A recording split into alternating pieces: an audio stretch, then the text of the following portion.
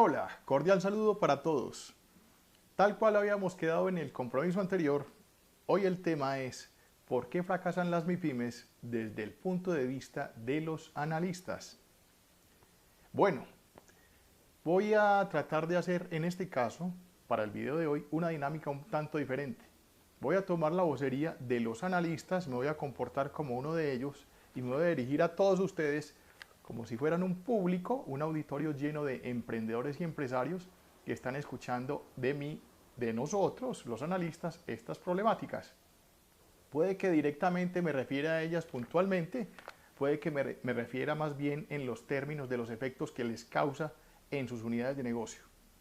Arranquemos entonces y miremos a ver qué tal nos va. Ok, nosotros hemos detectado 5 grandes grupos de problemas. Ellos son problemas para vender, problemas para producir y operar, problemas para controlar, problemas de planificación y problemas de gestión. Lo que sí es cierto es que el macro problema se identifica más bien como la falta de capacidad de gestión de parte de ustedes, los responsables de los negocios. Para el video de hoy, en esta primera parte, vamos a tratar las primeras 3 problemáticas. En el video de la semana siguiente, trataremos las segundas 2 partes. Muy bien, arranquemos con el primero. Problemas para vender. Es claro que todo emprendedor tiene muy clara la idea del producto o del servicio que quiere ofrecer. No hay ninguna duda de ello. Pero lo que también es claro es que pocos se ocupan, en principio, de realizar una investigación de mercado que les ayude a descubrir a ustedes cuáles son esos factores, cuáles son esos atributos, cuáles son esas características del producto o servicio que el consumidor, que su cliente, está esperando de su producto o servicio mismo. Luego, lo que más ocurre es que cuando no se llevan a cabo estas investigaciones de mercado, pues simplemente salen al medio con un producto que ya existe, un producto que no tiene nada de diferenciado. Una primera recomendación para ustedes debería ser: intente conocer a su cliente, a su consumidor objetivo, lo máximo que lo pueda conocer. ¿Cómo así? ¿Cómo hago yo para eso? Muy sencillo, hay que crear encuestas, hay que ir donde él, hay que preguntarle, hay que averiguar cuáles son esos hábitos de consumo. ¿Hábitos de consumo? ¿Qué es eso? No es nada más que identificar qué es lo que el cliente necesita, qué es lo que él compra. Cuando compra, ¿cuánto compra? ¿Cada cuánto compra? ¿En dónde lo compra? ¿A qué horas normalmente lo consume o lo compra? Estos son los hábitos de consumo. Lo otro podría ser averiguar aquellas características o atributos del producto mismo que él considera importantes, necesarias, que satisfacen sus necesidades. Es decir, hombre, ¿qué tal la presentación? ¿Qué tal la dosificación del producto? ¿Qué tal el empaque? ¿Qué tal su portabilidad? ¿Qué tal su fiabilidad? ¿Qué tal el precio? La fiabilidad, recuerden ustedes, es este producto o servicio cumple a cabalidad con la función con la cual fue hecho, con el propósito con el cual fue diseñado.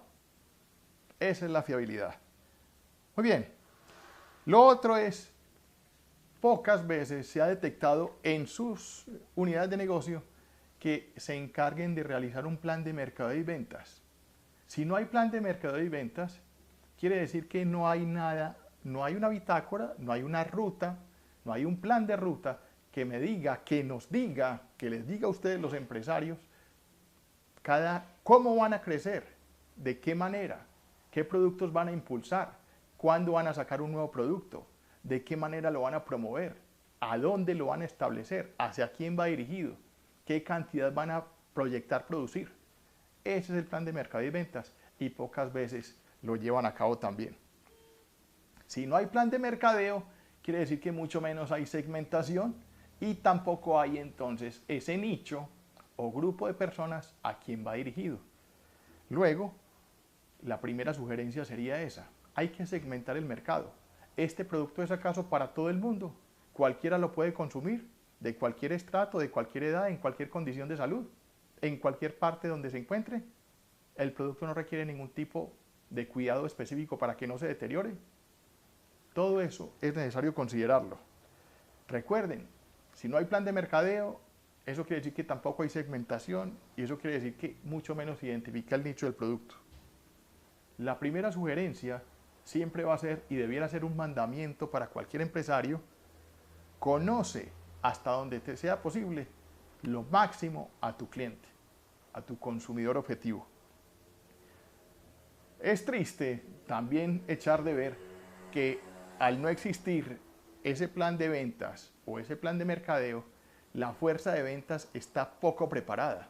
Encontramos en la mayoría de los casos una fuerza de ventas incompetente, una fuerza de ventas que no conoce bien su producto o servicio y tampoco identifica cuál es esa población, esa condición que debe contener en esencia ese público objetivo. Luego, la primera condición vuelve y se repite. Hay que conocer, tanto como sea posible, a su cliente. Lo otro es, hombre, si usted ha de salir al mercado con un producto que no supere siquiera al 95% de sus competidores, es decir, con un producto o servicio que ya está abundantemente abastecido en el mercado, si yo pretendo salir con algo similar, entonces lo mínimo que debo garantizar es que mi producto o mi servicio es mejor que el 95% de mi competencia. Si no se logra ese propósito, si no se logra ese objetivo, difícilmente vamos a poder salir adelante. Es una recomendación entonces. Hay que tener un valor diferenciador en el producto o servicio. Necesariamente necesito conocer a mi competencia. Necesito saber quién es. En la medida en que yo conozca el producto, conozca la competencia y conozca bastante bien al cliente, voy a ser capaz de diseñar un producto o un servicio ajustado a esos requerimientos. Y en esa misma medida voy por el camino indicado a poder conseguir que mi negocio crezca. De otro modo, sería bastante difícil. Un aspecto o una condición más bien que suele reconocerse es que la diferenciación muchas veces se iguala a un aspecto de innovación. Es decir, diferenciación es igual a innovación y eso puede ser cierto. El problema es que pocas veces el empresario MIPYME considera la innovación como un factor fundamental para hacer crecer su negocio. Y aquí es donde encontramos que en un mundo globalizado, en una economía globalizada, si no hay innovación, pues el resultado probablemente será que desaparezcamos del mercado. Es decir, esa combinación de dos factores, globalización más innovación, si no se tienen en consideración, seguramente darán al traste con mi negocio. Son dos aspectos entonces que deben considerarse, porque de no tenerlos, el riesgo de salir del mercado se multiplica literalmente. Hombre, para el empresario MIPYME es normal escucharle decir, es que la innovación es costosa, la innovación es de grandes inversiones, la innovación es de largo plazo, innovar requiere largos tiempos y nada de eso es falso, eso es absolutamente cierto, pero es necesario tenerlo, es necesario realizarla. Ahora, en cuanto al costo, existen alternativas, en todos los medios las hay. Hoy día, en nuestro país, y estoy seguro de que así ocurre en muchas latitudes, se puede incentivar esa simbiosis entre la academia y la empresa. Es decir, de hecho eso ya existe. El conjunto, la unión entre academia y empresa es válida, sobre todo porque desarrolla ambas partes. Para el caso del empresario, pues hombre, qué bueno que la academia me ayude a desarrollar y a diseñar un producto adecuado a las necesidades del consumidor. Pero esto solo se logra luego de conocerlo bastante bien. Muchas veces ha ocurrido que la misma academia, las mismas universidades, se encargan de tratar de ayudarle a un sector que de pronto económicamente puede presentar algún tipo de dificultad. Y en ese orden de ideas, muchas veces esos desarrollos salen para el empresario a costo cero. gran inversión entonces, es una gran oportunidad. Pero máxime siguen buscándole el pero al asunto. ¿Y cuál es ese pero? El factor tiempo. Y es cierto, si consideramos, como lo decíamos en el capítulo anterior, que la mayoría de los MIPYMES son empresas familiares, es decir, son unidades de negocio creadas para la subsistencia, pues en ese mismo orden de ideas, estos empresarios no se pueden dar el lujo de extender esos plazos por largo tiempo. Luego, el factor tiempo juega en contra del empresario. Y esto es algo que de todas maneras habría que tenerlo en mente porque la innovación es requisito necesario para lograr la sustentabilidad y el crecimiento del negocio. Yo me haría una pregunta para atacar este otro ítem. ¿Por qué el cliente ha de preferir mi producto o servicio en lugar del de la competencia? Esa es la pregunta la pregunta originaria ideal para identificar dónde es que radica mi ventaja competitiva. La ventaja competitiva entonces será aquel atributo o conjunto de atributos que le entrega mi producto o servicio a ese cliente porque lo percibe como importante. Si yo identifico dónde radica esa ventaja competitiva y me enfoco en ella, seguramente estaré muy cerca de poder lograr bastante participación alrededor del mercado en el que estoy compitiendo. Y hasta ahí hemos identificado ese primer grupo de circunstancias que se enmarcan dentro de esa primera problemática que identificábamos como problemas para vender. El segundo gran grupo de problemas, nosotros los analistas los hemos llamado problemas para producir y operar. Con plena seguridad, la idea que los llevó a ustedes a considerar su emprendimiento es una idea genial, es una buena idea. No se duda de la capacidad o de la habilidad que tengan, del conocimiento que tengan para poder desarrollarla. Sin embargo, será poco probable lograr un producto o un servicio ideal si no se tiene la capacidad técnica para desarrollarlo. ¿Y a qué nos referimos con capacidad técnica? A tres cosas esencialmente.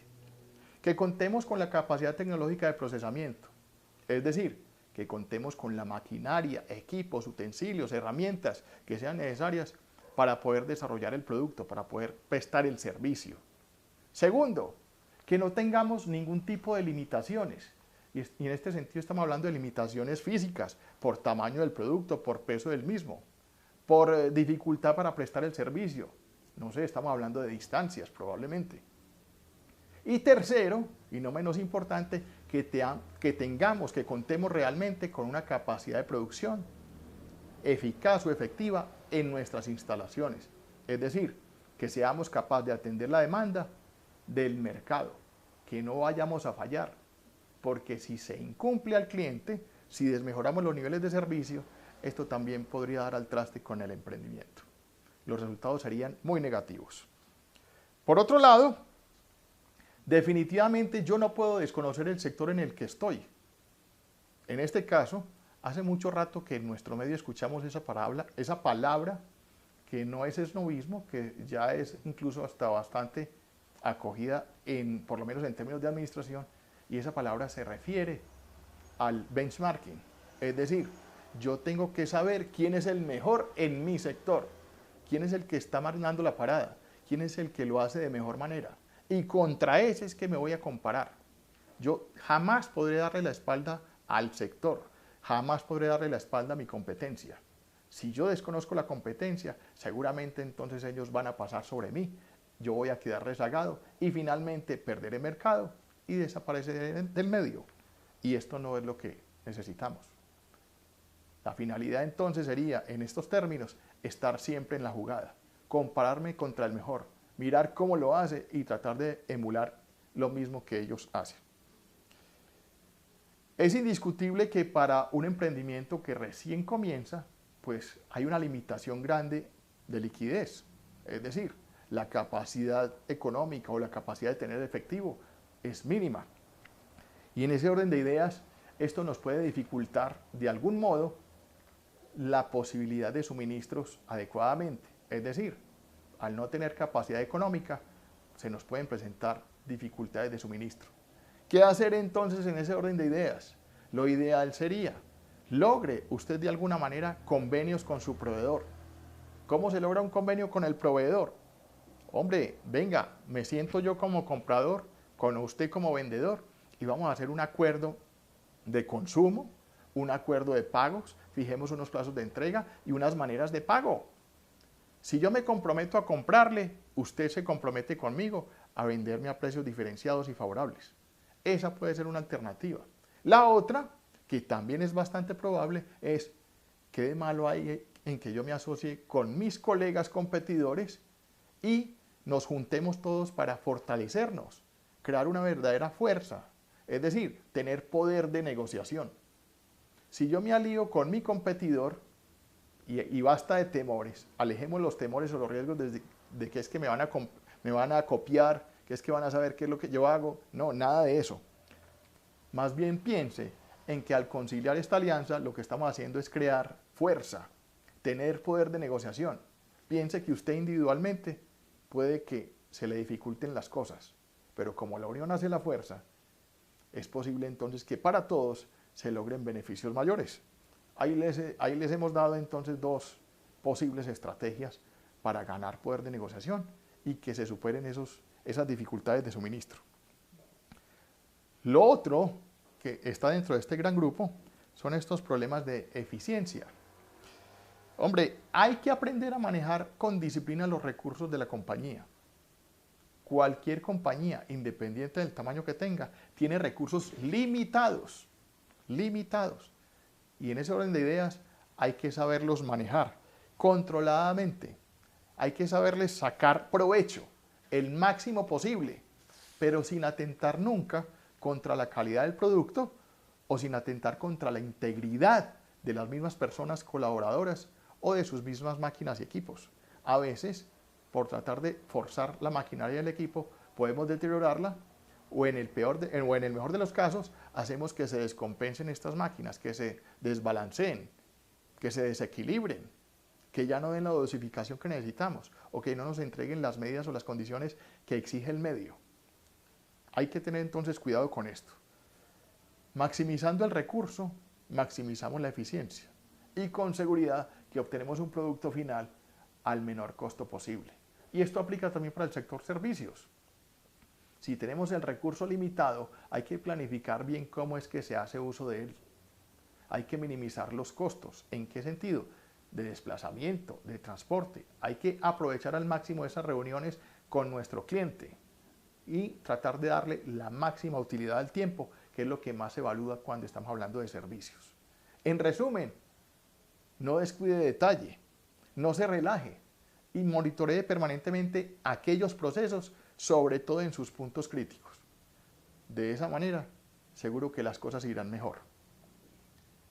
Ojo, mucho ojo con aquellas oportunidades que nosotros vemos como la gran oferta, los grandes costos de oportunidad. Y estamos hablando del momento en el que vayamos a comprar. Los vendedores suelen, en ocasiones, ofrecernos costos de oportunidad bastante atractivos. Pero resulta que esos costos de oportunidad de parte del vendedor no hacen más que ocultar algunos problemas de rotación de inventarios para ellos. Dude usted mucho cuando su proveedor le ofrezca algunas rebajas significativas y sin saber de dónde. Probablemente usted verá que es un gran costo de oportunidad y aprovechará esta circunstancia, pero terminará desfavoreciéndole a él. ¿Por qué? Porque le ha trasladado el problema de su inventario a usted. Ahora ya no es él quien tiene problemas de inventario, sino usted. A veces, aprovechar estos costos de oportunidad pueden traer más males que bienes. Piense muy bien en ello. Las compras hay que saberlas planificar y ojalá en la medida de lo posible nunca se alejen de las cifras que han sido anteriormente anotadas. Es decir, ciñámonos a lo que dice el plan de compras. Otro aparte importante dentro de este grupo de problemas es que necesariamente tenemos que crear indicadores. Recordemos que lo decíamos en el capítulo anterior, lo que no se mide no se controla y si no se controla mucho menos se administra. Los indicadores hay que mantenerlos presentes, sobre todo porque en buena medida nos dan la idea de qué tan bien o qué tan mal va el negocio. Esos indicadores deben estar referidos sobre todo, por ejemplo, a aquellas operaciones que marcan tu capacidad a controlar aquellas materias primas o aquellos insumos de alto consumo y alto costo, que por esas mismas razones hay que mantener bien apretadas, bien administradas. De nuevo, planea tus compras y no te alejes de las cifras señaladas. Recuerda, hay que administrar sobre todo tus recursos más valiosos, y no estamos hablando únicamente de insumos ni de materias primas, estamos hablando también de bienes de capital, aquellos que nos suministran la capacidad real efectiva que tenemos instalada en planta. No te olvides que es tan importante tener estos indicadores que solamente monitoreándolos permanentemente podremos darnos cuenta si realmente estamos generando valor en nuestros procesos o no. Si de verdad hay valor agregado en nuestro producto o no. Si no tenemos control sobre las operaciones, entonces probablemente cuando salgamos al mercado no vayamos a tener ese valor agregado esperado, sino que por el contrario podamos tener algún tipo de pérdida. Y mucho ojo, que estos indicadores monitoreen por completo, que cubran totalmente el ancho completo de su cadena de valor, de su cadena de suministro. Es decir, es probable que nuestras operaciones empiecen a marcar ítems grandes de costos desde el mismo momento de aprovisionamiento. El mismo momento de aprovisionamiento. Es decir, hay que tener control desde los proveedores y hasta que lleguemos al consumidor final. Es decir, a lo largo de toda la cadena de suministro. Es importante esto. Ser eficiente significa emplear de la mejor forma tus recursos. Ser eficaz es lograr los resultados tal cual lo habíamos planeado, es decir, en cantidad, calidad y oportunidad. Si logramos ambas cosas, ser eficientes, usar bien los recursos y lograr el resultado, entonces seremos efectivos. En la medida en que seamos efectivos, esto está íntimamente relacionado con la productividad de la organización, con la productividad de la empresa. Si se logra eso, con plena seguridad, con seguridad del 100%, iremos por el camino indicado para lograr esa anhelada ventaja competitiva y como efecto último, lograr una máxima participación en el mercado. Es decir, tener yo el dominio, ganarme yo la máxima porción de torta. Eso es a lo que le llamamos nosotros ventaja competitiva justamente. Señores, es algo a lo que pocos o casi nadie le pone atención. Y estamos hablando de los reprocesos y del desperdicio. No puede ser que repetir una tarea no tenga ningún efecto para la organización. Y no estamos hablando solamente del tiempo, estamos hablando también del costo. No puede ser que desperdiciar más de lo debido, que consumirme más de lo adecuado, que gastarme más de lo que dice la ficha técnica, pase sin pena ni gloria. Eso hay que saberlo considerar. Piensen en esto. No tener control sobre los desperdicios es como tener un gran costal con unos grandes rotos en el fondo, por donde se está desangrando la compañía. Para hacer una analogía un poco más precisa, imagínense ustedes un recipiente que esté completamente relleno de un líquido y que ese recipiente tenga en la parte inferior, en su fondo, un pequeño roto, un pequeño orificio por donde un minúsculo chorro esté dejando salir líquido que finalmente cae al piso. Ahora piense que ese líquido que sale diminutamente y cae al piso y se está desperdiciando son sus ganancias. ¿Se quedarían ustedes entonces así de tranquilos? No. Los desperdicios, y en este caso los reprocesos, hay que controlarlos. ¿Cuál es la mejor manera? Maneje fichas técnicas, maneje formulaciones, monitoree sus procesos en sus partes críticas. Es decir, evalúe el proceso, identifique cuáles son los puntos críticos y mantenga ahí puntos de control y haga monitoreos permanentes. No puede ser que los reprocesos y los desperdicios pasen como si nada, como si no tuviera doliente. Y esto es algo que vemos repetidamente en las empresas. Sabemos que arrancar un emprendimiento es difícil, pero es también, de alguna manera, algo descabellado pretender que un emprendimiento que recién arranca nos va a dar utilidades en el inmediato plazo o incluso en el corto plazo. Por esa razón, se hace absolutamente necesario manejar la prudencia, manejar la cautela, ser un poco preventivos y en ese orden de ideas calcular por lo menos un colchón que nos permita operar sin afugias durante los primeros 6 meses. Es decir, hay que construir el punto de equilibrio y en ese punto de equilibrio considerar que al menos en esos primeros meses del arranque del negocio o del emprendimiento no vamos a tener utilidades, vamos a tener en cambio pérdidas. Sin embargo, el negocio deberá funcionar.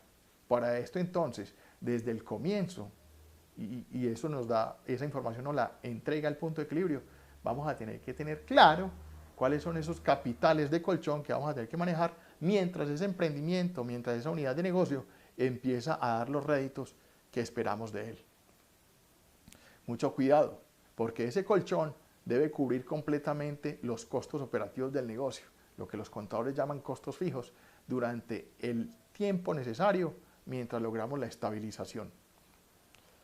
Definir adecuadamente el punto de equilibrio es una tarea, digamos, un poco, no compleja, pero sí requiere de mucha responsabilidad, requiere de mucho sentido común, requiere de mucha conciencia y conocimiento del negocio y de mucha conciencia y conocimiento del mercado.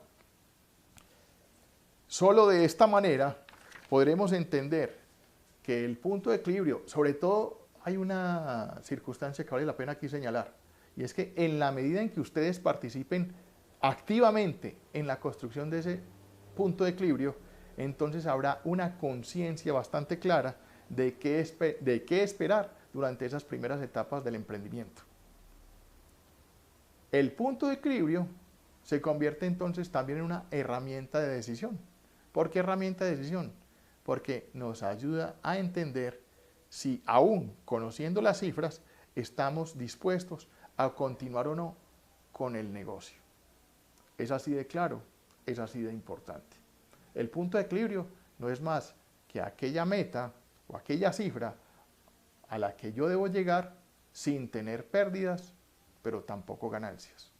Es decir, es ese límite, ese punto de inflexión que me marca la diferencia entre perder y ganar. Cuando yo logro punto de equilibrio, quiero decir, he cubierto mis costos fijos de operación y a partir de esta cifra empezaré a obtener ganancias. Por debajo de esa cifra estaremos perdiendo dinero. Hay que tener conciencia de eso y todo el aparato de dirección de la empresa debe conocer esta información. Ténganlo muy presente. Con esto terminamos el segundo grupo de problemas. Para el tercero, por el capítulo de hoy, tercero y último, estamos enmarcando los problemas para controlar. Hay que mantener dominio y control sobre el flujo de caja. Hay que mantener dominio y control sobre el dinero, sobre el efectivo. Y en este caso, se hace bastante importante conocer cuál es nuestra real capacidad de endeudamiento. Recordemos que el dinero tiene costo. Los costos de financiación, los intereses de los bancos, son lo que le cuesta el dinero a mi compañía. Está bien que se necesita reunir una cantidad importante de capital de trabajo, de tener recursos para poder maniobrar. Eso es absolutamente cierto. Pero mucho cuidado. ¿Hasta dónde puedo yo endeudarme? ¿Hasta dónde soy capaz de responder verdaderamente a esas obligaciones financieras? Y por otro lado, y no menos importante, es mucho cuidado cómo manejo la cartera. Recuerden, cuando estamos hablando de efectivo, del manejo del cash, aquí no se puede manejar este aspecto con el corazón. Hay que manejarlo es con la razón. Hay que cobrar. Y hay que cobrar a tiempo. No se deben manejar carteras amplias. Sobre todo en el caso de las famiempresas o de las microempresas. Porque estos dos tipos de organizaciones, las famiempresas y las microempresas, realmente no tienen liquidez, no tienen capital de trabajo. Subsisten. Luego ellos no se pueden dar el lujo de manejar carteras.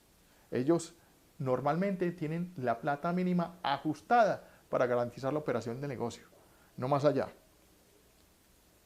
Entonces recuerden, los negocios son negocios Y en ese término de ideas, pues en la administración hay que cuidar muy bien el efectivo.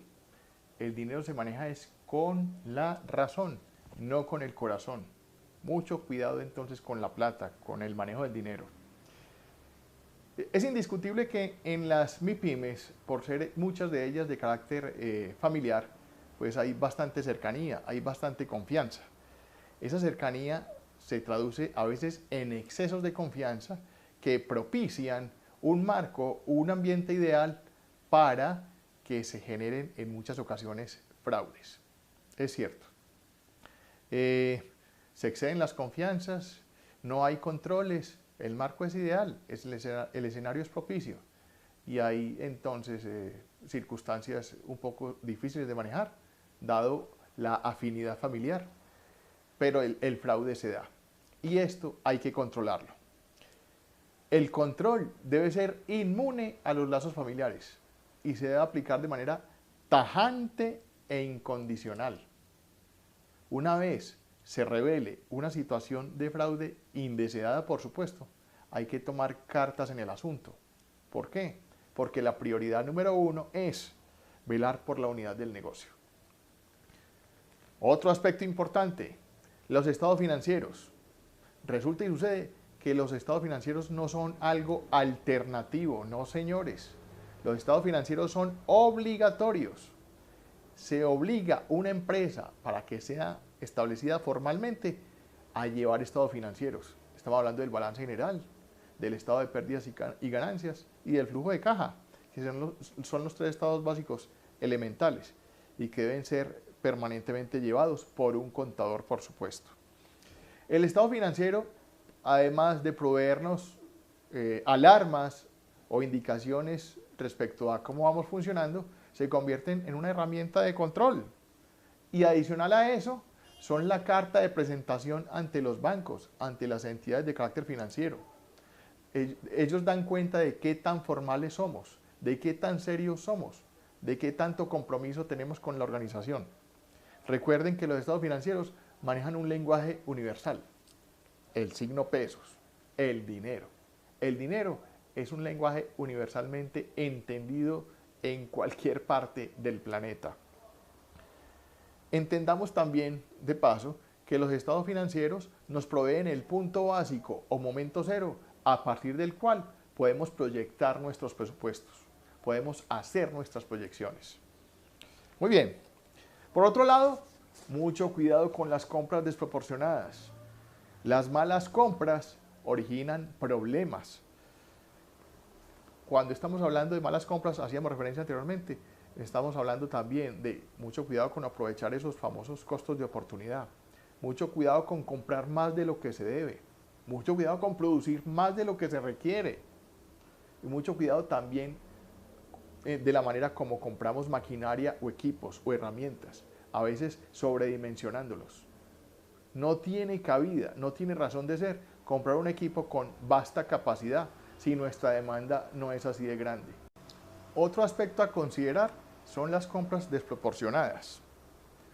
Y vamos a hacer un poquito de énfasis en esto. Esos costos de oportunidad hay que saberlos mirar con lupa. Mucho cuidado con comprar más de lo necesario. Mucho cuidado con salirse de los planes indicados de compra, de lo que está planificado, de lo que está señalado. A veces comprar de más significa crearnos un problema más. También mucho cuidado con comprar elementos de capital, bienes de capital, máquinas, equipos, utensilios, herramientas sobredimensionadas. Palabras más, palabras menos. ¿De qué sirve comprarnos un equipo que nos provea un exceso de cantidad de unidades cuando nuestra demanda del mercado es más bien o relativamente poca, relativamente pequeña? Lo pongo en cifras. ¿Para qué me sirve a mí un equipo que me provea 1000 piezas por minuto cuando mi demanda o mi mercado es solamente de 5000 piezas al mes? ¿Qué voy a hacer entonces yo con el tiempo restante? A veces pecamos por exceso. Muy bien. Los recursos hay que manejarlos. Mucho cuidado con esos recursos innecesarios entonces. Nos creamos problemas que anteriormente eran inexistentes. Por otro lado, tenemos los inventarios. entendamos los inventarios como ese capital de trabajo invertido en ciertos bienes necesarios para el proceso, pero que buscan transformarse rápidamente de nuevo en efectivo. Lo que busca uno es que esos inventarios se conviertan de nuevo en efectivo en el menor plazo posible.